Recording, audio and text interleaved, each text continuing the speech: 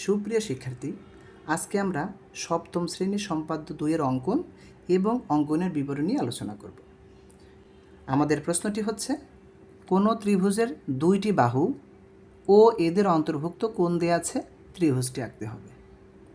শুরুতে আমি 2টা বাহু নিয়ে নিই। একটা বাহু এ নিলাম আর একটা বাহু বি নিলাম, এবং এই 2টি বাহু দ্বারা যে কোণটি হবে সেটা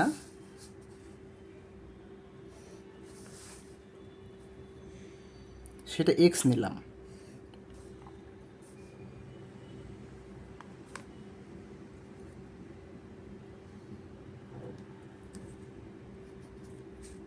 এখন অঙ্কন করা যাক।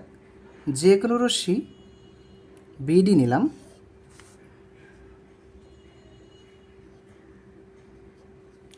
বিডি থেকে এ এর সমান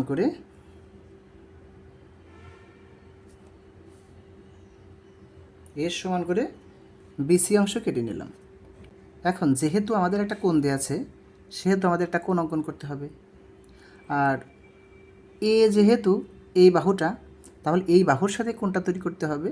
তাই আমরা এই এক্সের সমান করে বি বিন্দুতে একটা কোণ তৈরি করব।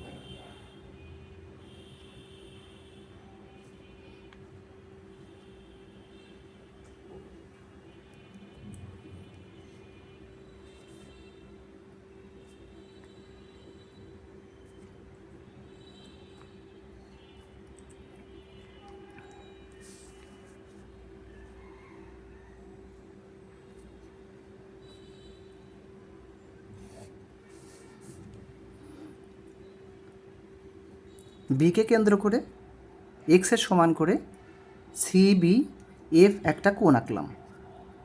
প্রশ্নে বলা হয়েছিল কোন ত্রিভুজের 2টি বাহু এবং এদের অন্তর্ভুক্ত কোণ, অর্থাৎ এই 2টা বাহু এ এবং বি দ্বারা আমাদের এক্স কোণটি তৈরি হবে।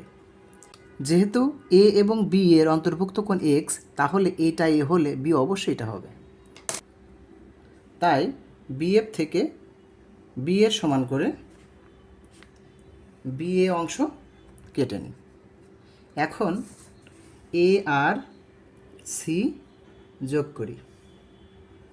এখন দেখব আমাদের অঙ্কনটি ঠিক আছে কিনা। এইটা আমার এ বাহু, এইটা আমার বি বাহু।